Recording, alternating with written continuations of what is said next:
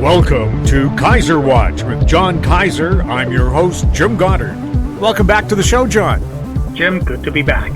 John, resource junior market sentiment tends to track the gold price trend, but during the China super cycle, copper was the target metal behind most junior buyouts. Which metal do you think will be more important for resource juniors today, copper or gold?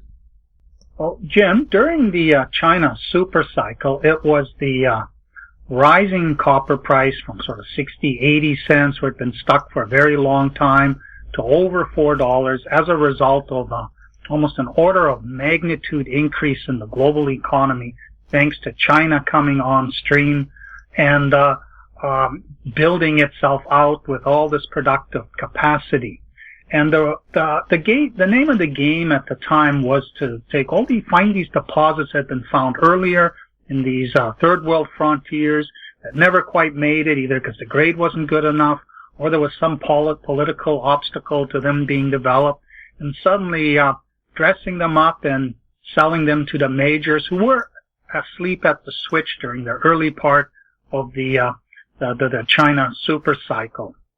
And gold also did very well in that period, and we had a good range of buyouts in that 2010 to 2012 period when gold ran to almost $2,000.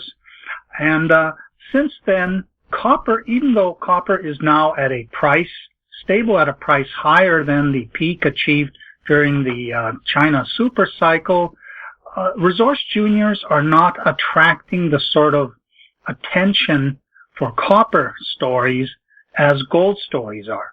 However, I'm of the view that juniors with copper stories are more important than one with gold stories, and it is because of a squeeze play that is emerging.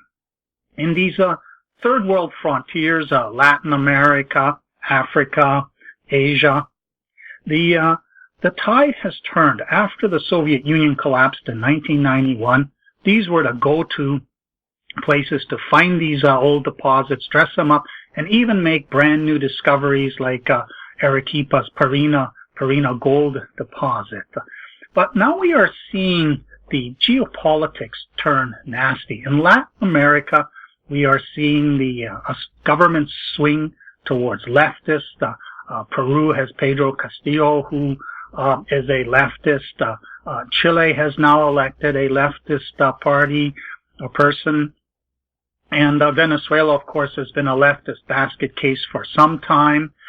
And the sense is that there will be a push for more resource nationalism, where these governments play a bigger role in these deposits. And what we've also got is a big anti-mining industry that sustains itself through donations, which finds these causes. And they found fertile ground in Latin America, finding villages, communities that are near some mine development area. And in a lot of these cases, there are criminal predators who are extortionists, who organize these protests, focus the attention of the anti-mining industry, get the publicity needed to sort of engineer a shakedown. But with the shift to leftist governments, there is more a likelihood that the government will intervene, shut down operations, because there is a legitimate case that a lot of these communities have not participated in the benefits of mining operations in Latin America.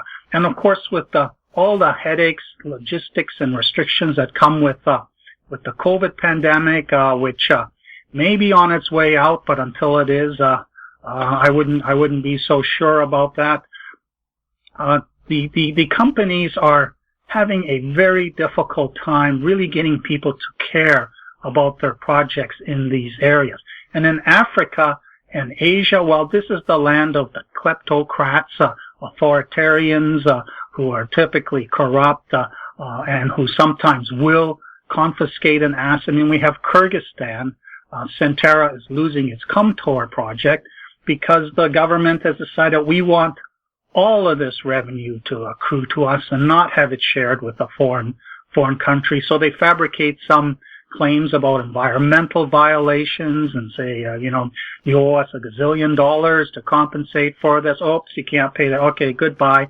You're out of here, and they take the assets. So these are places where, while there is still tremendous deposits to be found, it is becoming increasingly difficult for resource juniors to operate in these areas unless they are very well bankrolled, powerful groups like Frank Juster's group backing a company. Then you have the clout and money to go in there and compete on the terms of these, autocrats in these places in Africa and Asia. And of course, in Africa, you now have the destabilization in the, sub-Saharan part with the Sahel, where you have the jihadis running rampant and coups happening left and right because people are unhappy that nothing is being done about these Islamist terrorists. And now you have the Russians coming in with their mercenary groups, such as the Wagner group, supporting the military. And all of this is kind of not a place where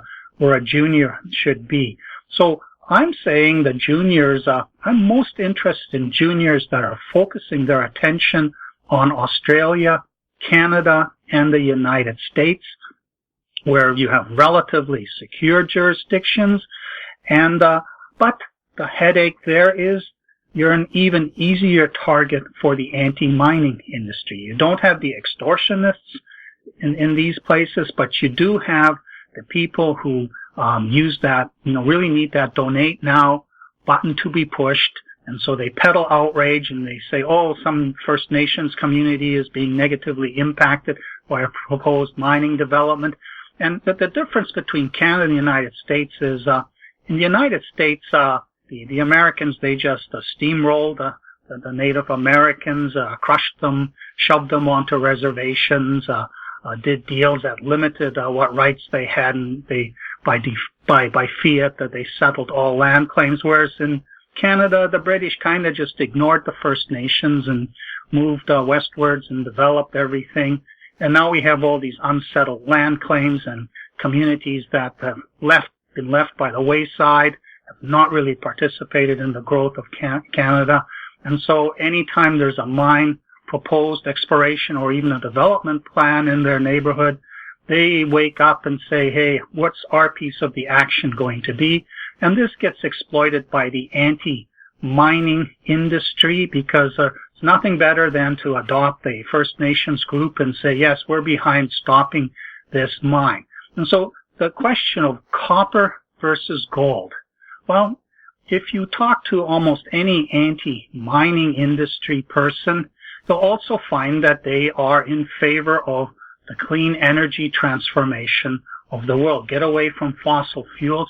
And of course, for this to happen, we need a lot more copper than is now being produced. So in the case of gold, do we need more gold? Look at last year's copper and gold production. Copper production was 21 million tons, and that was worth about $196 billion at an average price of $4.22 a pound.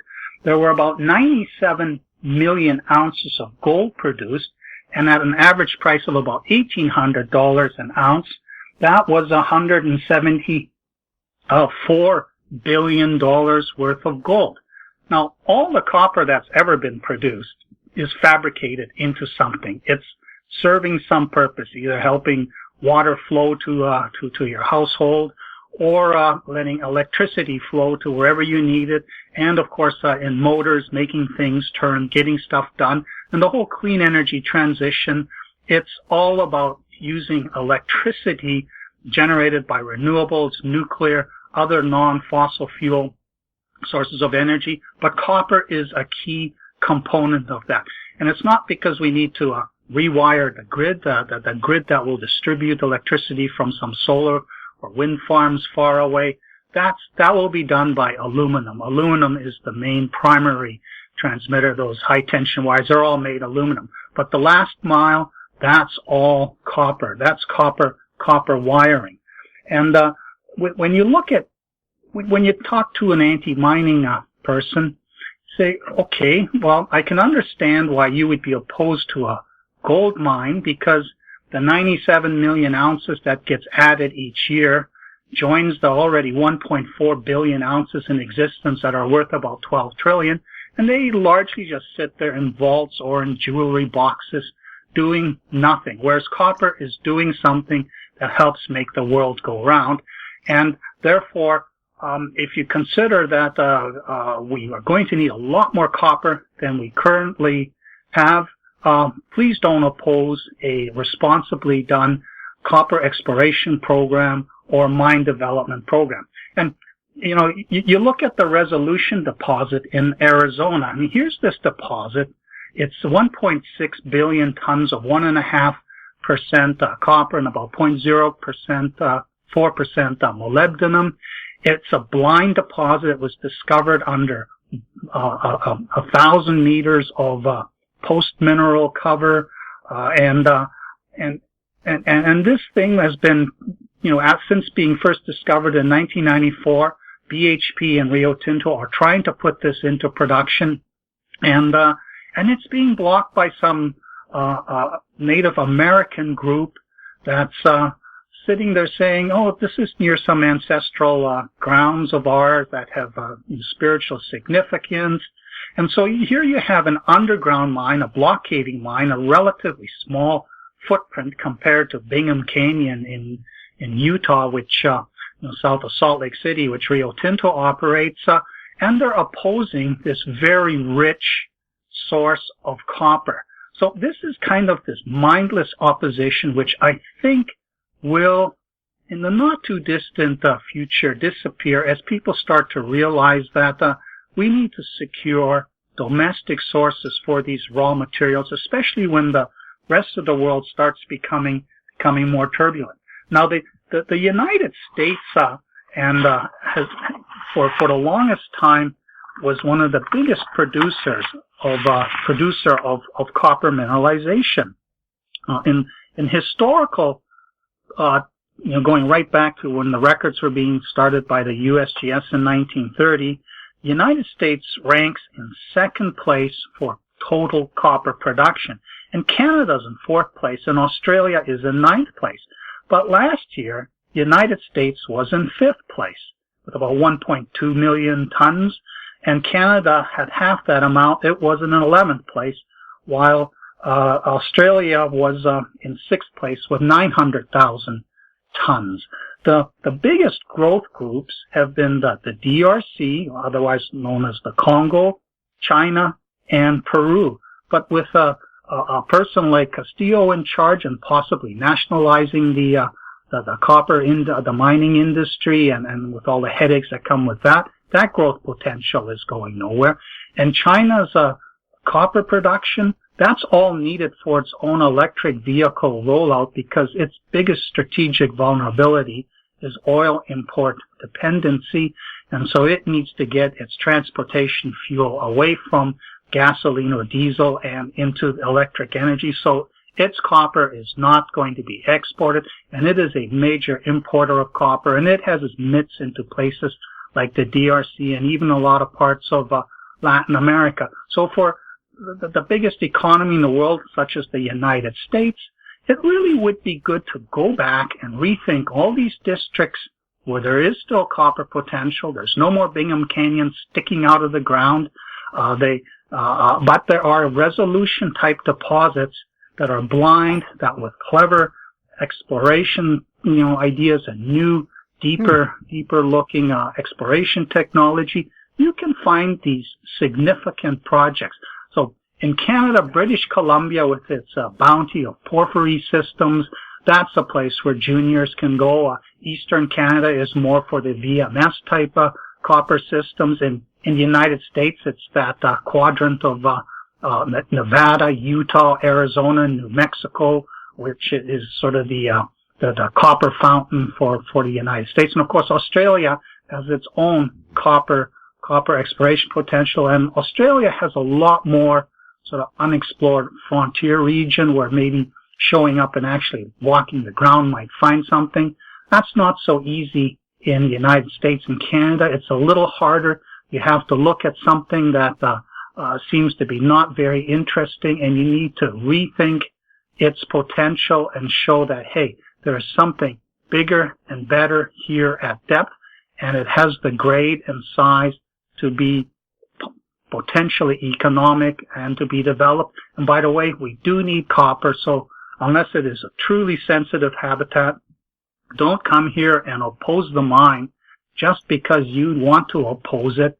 Keep in mind you're going to need more copper, and it may not be coming to places like the United States and Canada from the DRC or Peru if the trends in these places continue to go in the direction of geopolitical instability. So copper is something where if the junior is looking for it, you can turn to the anti-mining people and say, don't block us just for the sake of blocking us. Consider that it's part of your other agenda, the clean energy transformation, and it's a part of the macroeconomic future. As the world gets bigger and better, it needs more copper.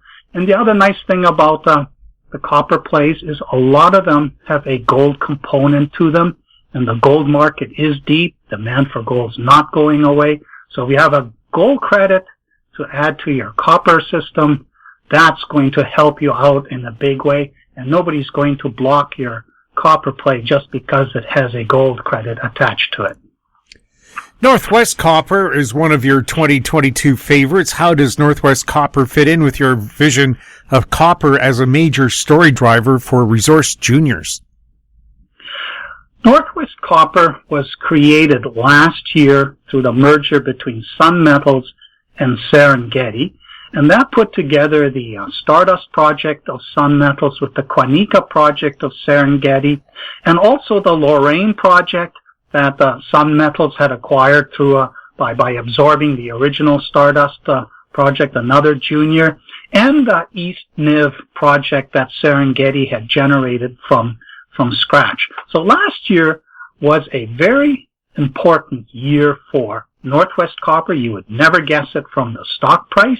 Stock's now 65 cents, but it is focused in central British Columbia, and there are lots of copper mines in central British Columbia. There's infrastructure there to see them develop. The First Nations are willing to sit down if you treat them with respect and should tell them what you're doing, and don't change your plans all the time, do something other than you said you would do. So it is a workable environment. Now, the merger between Sun Metals and Serengeti, that put that project, the Quanica project, into Marco Day's Oxygen Capital Group, and they have a demonstrated ability to raise funds and to also secure buyouts for their company. And the new idea with Stardust and Quanica is to mine Stardust underground, the high-grade ore, it's a skarn system, and to truck it over to Quanica, which is a sort of low to medium-grade copper-gold system that has an open pit component and also a deeper block caving underground component, and blend it together and demonstrate that you have an economic mine. And at the current metal prices, the rock value of what's on the ground is about $14 billion. The Stardust ore is $184 a ton, so that's high enough for underground mining. And at current metal prices, the Quanica open pit's $35 a ton and $43 a ton for the underground development. So last year, another important development was POSCO, the South Korean conglomerate, had earned a 35% interest in the Quanica project by funding a lot of work. It was supposed to take it to PFS, but copper prices were not that good several years ago, and the numbers just didn't work, and that stalled. And when the merger happened and they came up with this plan of blending, this became a bit of an accounting nightmare because of, by then POSCO had been diluted to 31%, and but the company owned 100% of Stardust. So how do you sort this all out? So at the very end of last year, what I think was the most important accomplishment by Northwest Copper is they did a deal with POSCO to acquire the 31% for $11 million worth of stock over 120 days based on market prices. And so that's what's happening right now. It's in 3 tranches that'll be calculated based on the market price.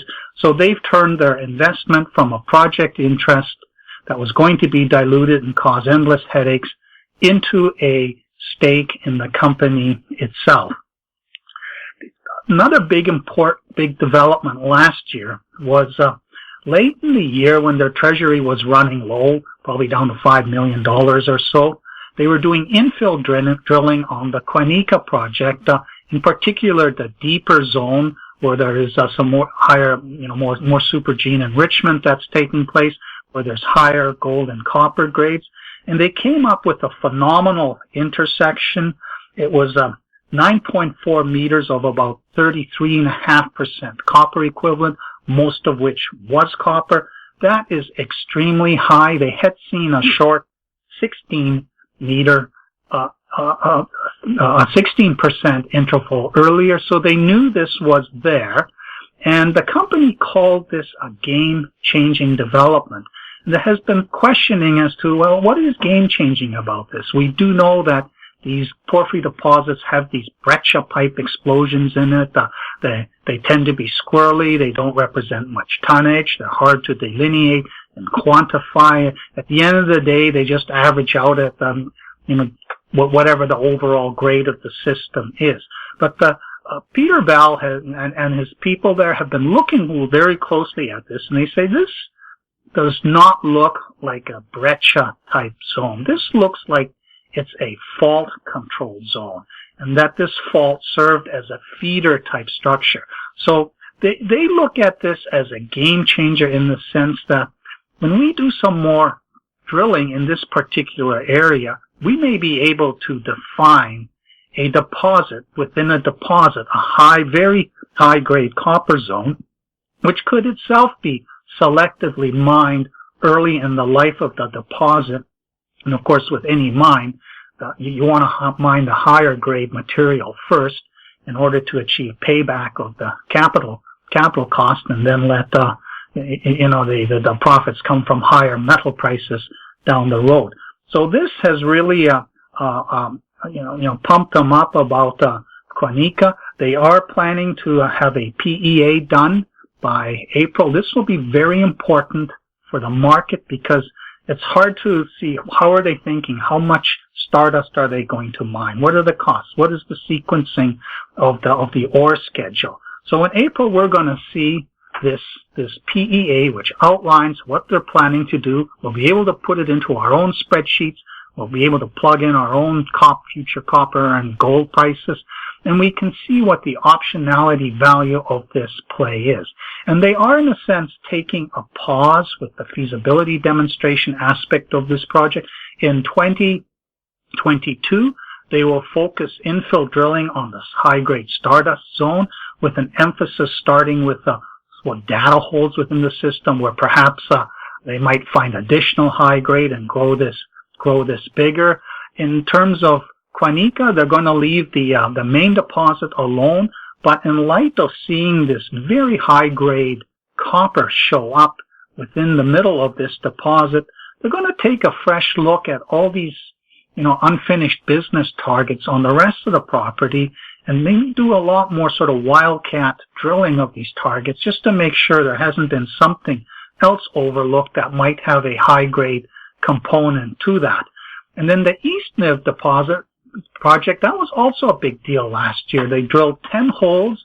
This was a first-time drill program, and they got decent gold-copper intersections. They're not the no-brainer, we have a monster discovery type holes, but they were basically testing a soil geochem in association with IP targets, and the IP targets, turn out to be, more representative of the pyrite, which isn't always in the same place as where the chalcopyrite has built up, and so they see this. They don't understand the geometry very much yet. They're starting to shift to using magnetic anomalies to sort out where intrusive centers are. So they'll go back in there and do a 10 to 20 hole drill program at East Niv in order to better understand what's going on, where are we vectoring to the higher grade copper gold. It's a brand new grassroots discovery, so we could end up seeing some good discovery news coming out of that.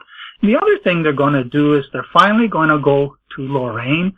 Lorraine Teck had earned 51% in it when the Lorraine Copper had it. It was basically a dead project when it was absorbed by Sun Metals, who were really after the Stardust project.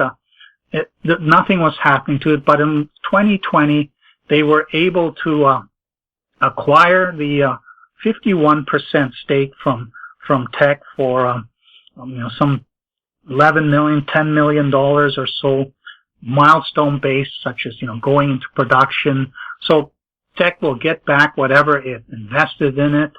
And now that they have 100%, they're going at it from a different angle. They haven't yet finalized the budget, so I don't know what the scale of the exploration will be. But the idea with the Lorraine project is Teck approached it too much from a Highland Valley perspective, looking for big, giant copper moly type deposit, when in fact these are more of the Red Chris, Galore Creek type of deposits, often where the footprint is, it's more of a tubular type system rather than a big pancake type system. And often the copper gold grade gets better at depth, which is why Newcrest bought part of Imperial Metals Red Chris deposit and is now developing a block caving operation at that deposit. So this would mean going after targets that have smaller geophysical footprints, but which might end up being significant Galore Creek Red Chris type projects. So this is again something positive that could emerge later this year. So I've got it as a favorite because it's got copper optionality. They're rethinking these districts in British Columbia. They've got grassroots exploration that has delivered an emerging discovery. And they have $25 million in the treasury. They raised $20 million flow through at $1.18 on the end of last year on the heels of that super high grade intersection. And the stock's right now languishing in the 60 to 65 cent range, and I think it only has about 100 million or so shares fully diluted. P2 Gold is another 2022 favorite whose flagship is the Gabbs copper gold project in Nevada. What are you expecting from P2 Gold this year? Well, P2 Gold has two major projects. The flagship is, of course, the Gabbs project. And this was an old system that many other companies had worked on. It ended up in Waterton's portfolio. Waterton in the past decade, when we sank into the bear market, accumulated all these projects all over the place. And they've been busy selling them back to juniors. And in this case, Joe Osnick and Ken McNaughton, they were the ones key behind Pretium Resources and its Bruce Jack story. Pretium's going to disappear shortly in a $3.4 billion buyout by Newcrest at around $18 level. They took on this project early last year with the idea of doing two things. One, we think this existing resource that they have could end up being economic at the prevailing metal prices, and even better if they rise. But we also think that the past exploration did not fully assess the potential of these three deposits, of which the primary ones are Sullivan and Lucky Strike. And so last year they mounted a drill program to go in there and drill deeper, fill in the holes, focused mainly on the Sullivan, though they've now resumed with a 20,000 meter drill program that will tackle Lucky Strike. And they expect to have an updated resource estimate later this month, towards the end of February. And what the market's looking for is, can you make that estimate that you came up with bigger and perhaps better than what we saw when you inherited this project? And what I've done is I've done an outcome visualization where I said, okay, let's take these 73 million tons of averaging 0.26% copper and 0.53 gram per ton gold, and let's sort of create a combined heap leaching for the oxide and sulfide milling for the deeper sulfide potential.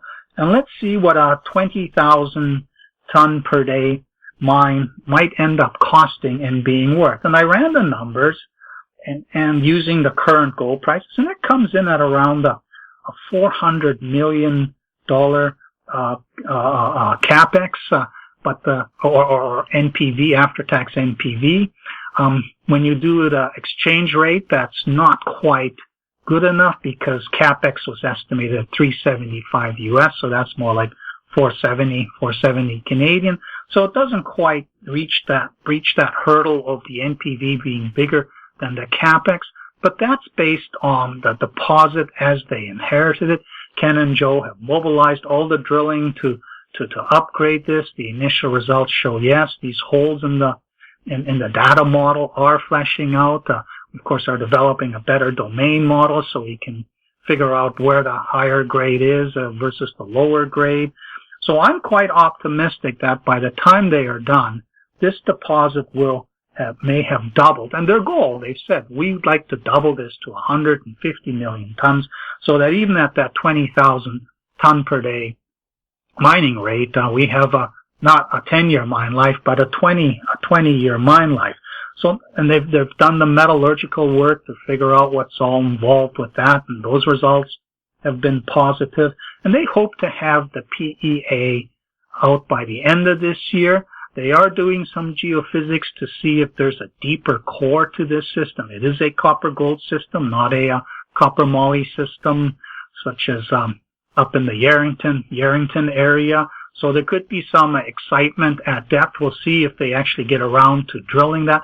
Their other project is the BAM project, and this is in the Golden Triangle of northern British Columbia, 50 kilometers east of the Lower Creek system, which is a fabulous gold-copper porphyry system, but it's in a horrible location on the other side of the mountain, no infrastructure access, and lots of snow and dozens of feet rather than just 10 feet of snow. And the BAM project they optioned about a year and a half ago, and they now believe they have a gold discovery there, the Monarch Gold Zone, which they believe is a intermediate to high sulfidation system peripheral to a deeper Galore Creek style porphyry. That might end up being too deep itself to be found, but they're going back in there in May to do a geophysical survey to sort out if there are any feeder type targets to the gold mineralization that they intersected with last year's drilling program. And following that, they'll resume drilling in July. Summer program run till late September, depending on how soon winter chases everybody out of the Golden Triangle. So Gabbs and BAM, P2 Gold, two people who were architects of what ended up being a $3.4 billion buyout. They do have one little milestone they need to deal with. There's a $4 million payment to Waterton that's due in May, at $4 million US. They do not have that money in the treasury yet, but Waterton's also the biggest shareholder in the company, so it's possible they may be able to do some royalty deal and convert that payment obligation into a royalty. And perhaps when the resource estimate comes out, it surprises us on the upside, and we get a stronger stock price, and they're able maybe to convert that debt into additional stock for the Waterton Group. Your 2022 Bottom Fish collection features a number of juniors with Copper District Rethink plays. Give us an example of a Copper District Rethink play.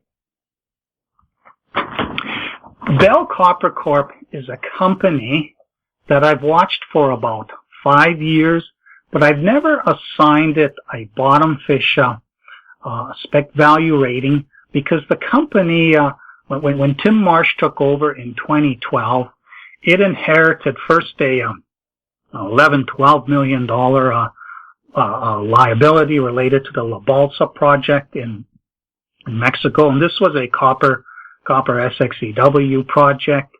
It was owed to Macquarie Bank, and they ended up also. It was a company where, under the previous operators, it was like they were attention deficit disorder afflicted. They had so many things going on. They had a project with a golden griffin where they were supposed to spend a lot of money to earn in, and they ended up dropping it, but that company claimed they were owed a bunch of payments, even though it was within their right to drop it. And that was for about $1.4 million. And there was another project where somebody claimed that because you dropped that project, you owed them $400,000 as kind of a compensation for not developing some porphyry zone that turned out never to exist in the first place. And the company was stuck carrying it in the current liability section of the balance sheet as a contingent liability. And I liked what Tim Marsh was doing. Tim Marsh, by the way, was the chief geologist who took over the delineation drilling of the Resolution deposit after it was discovered in 1994 with that long horizontal hole drilled from the underground magma workings. And his big thing, his rethink, is he loves the whole Arizona region, and there's a lot of places where there are these sort of copper porphyry systems that are quite feeble. And the general interpretation of them has been, these are failed porphyry systems. These ones were never evolved to sort of develop these big Morenzi-type, Baghdad-type deposits that Arizona is known for. But Tim was of the view that, no, these are the roots of systems that have been decapitated, and many of them came into existence 65 to 75 million years ago. This was that period when the Farallon subduction slab was subducting underneath the North American continent, and it was spawning all this intrusive activity. And then of course what happened 15 million years ago is the whole basin and range rifting, and that's of course what Nevada is famous for. You get these long ranges separated by valleys that have been filled with thousands of meters of gravel, but all the mineral deposits that are there, they were formed well before that faulting, that basin and range faulting happened. And so Tim Marsh's sort of obsession has been to find these root systems, confirm that they are roots, and then try and figure out where did the upper part, which would have had the richer copper zones and any supergene enrichment blankets, where did they get faulted off to? And so he has two projects. One which, when he got involved way back in 2005 or so, he vended it in. It was called Caba. It's also in Arizona. It's to the north of the other one, Big Sandy. This Caba has been this obsession. There's this root system there, and to the east are these tedious gravels, deep gravels, and he had several groups in there. The last one was Rio Tinto, which drilled some holes, did some geophysical surveys. They got evidence that yes, there is a porphyry system there. You were right. It has been decapitated. It slid off to the east about 12 kilometers, but it doesn't seem to have the grade, so it doesn't really matter. Then in 2020, Robert Friedland's Cordoba Minerals got in there and did a deal where for $17 million, they can earn up to 80% of this project, knocking them back to 20%. They drilled a hole in 2020 or funded the completion of a hole that Bell Copper had already started, and got further evidence that, this is getting better in this northeast direction. And they did a geophysical survey that showed two significant MT anomalies even farther to the northeast from where the drilling had been done. So K20 was sort of the pivotal hole that said, there really is something going on. K21 was started in late October, and it is still ongoing now. It should eventually reach a target depth. So Cordova Minerals itself, 100 million shares out, did a $15 million rights offering at 54 cents last year after doing a big rollback. They have the San Matias project in Colombia, for which they just did a pre-feasibility study. It looks very similar to what P2 Gold has in mind for the Gabbs project.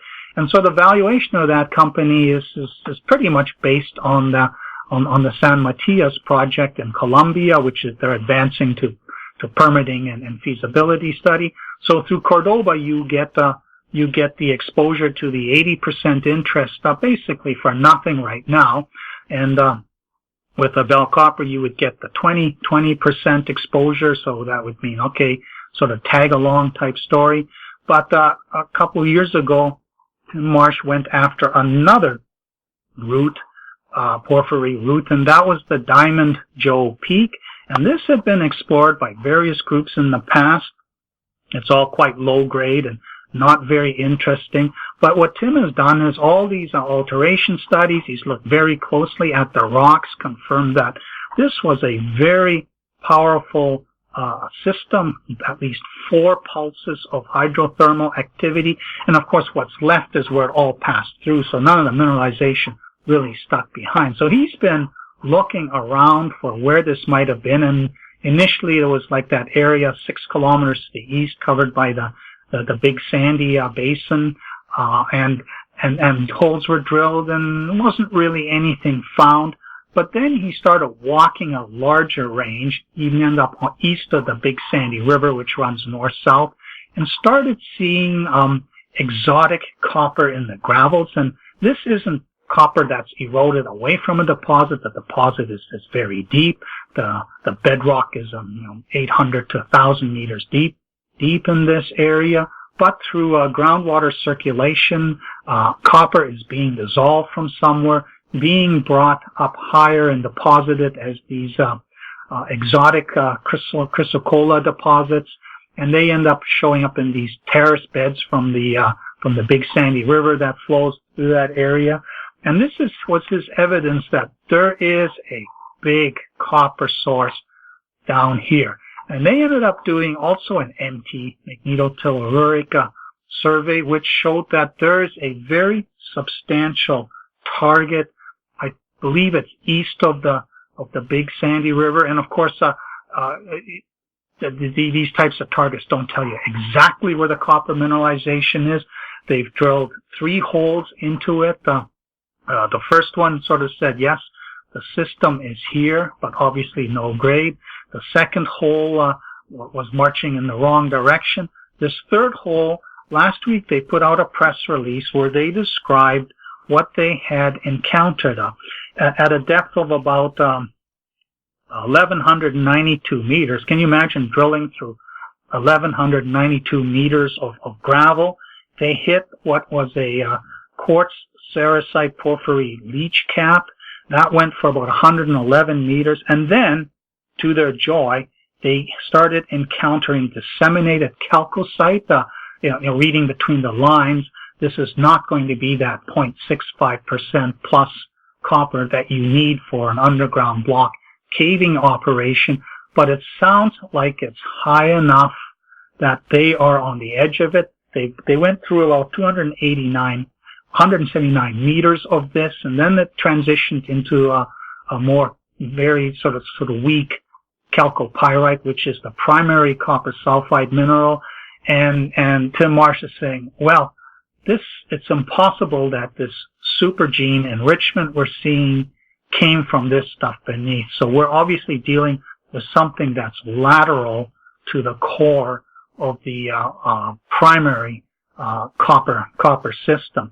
So they're pushing this hole to 2,000 meter limit for this rig, just in the hope that they might be able to reach at a deeper level the edge of the higher grade portion of this copper shell that they expect to be there. And the 179 meters is in for assay, has been for assay. They expect results sometime in the second half of February. They're not expecting 0.5% or 1% type of no-brainer intersection, But the stock has gone from 15 cents to sort of 45, 50 cent level, shot as high as 63 cents because people in the know who understand that this is this enormous pyrite shell that they're chasing, within which they hope to find a high-grade underground mineable copper system. They can see this is all peripheral evidence. This is vectoring in what's going to be a major discovery. On the permitted pad, as soon as this hole's done, they're going to drill another angled hole, angled in such a direction that it would intersect the bedrock about 500 meters away from the where this hole BS3 is. That's why they're calling it BS3A. But they now have a pretty good idea where the heart of this system is, and permitting has begun for a drill permit to get a vertical hole going. And so this is an example, the Big Sandy and the Perseverance, which is what Cabo was renamed. These are examples of geologists doing deep thinking, gathering peripheral data, reconstructing what's going on. Neither of these is a sort of peripheral to a mining district. The other deposits like Mineral Park and Baghdad are quite far away, so these are not extensions of these systems, but they're looking for like fault displacement where tectonic activity has reorganized what originally could have been a world-class deposit sticking out of the ground, but is now buried under cover. And they're doing the gutsy, expensive thing of drilling these deep holes for gravel. It's very similar to what Nevada Exploration Inc. is doing with its South Grass Valley play. Their target is a little harder because they're looking for much smaller, high-grade Carlin-type gold systems, and the vectoring even with those can be very difficult. But here, with a copper play like this in Arizona, which is famous for its copper deposits, if they find another Resolution or Baghdad or something like that in this area, this is the kind of stock which can go, like, it's already tripled to 45 cents. I made it a bottom fish the other day after finding out that they finally settled at or at least 1.4 million of the debt. The other party finally decided it wasn't going to pursue the lawsuit, and so they just wrote the whole thing off. So the company's balance sheet is no more not ugly like it was before. They've got the biggest shareholder is the Godby Drilling, which is doing the program. Very competent, is motivated, is not going to stop drilling because they haven't been paid, because they see this is a potential $10 plus stock, and you have two high stakes deep drilling programs going. One run by Robert Friedland's Ivanhoe Electric, which is the largest stakeholder of Cordoba, and the other run by the junior itself on a 100% basis. This is the sort of play that I was talking about earlier in this show.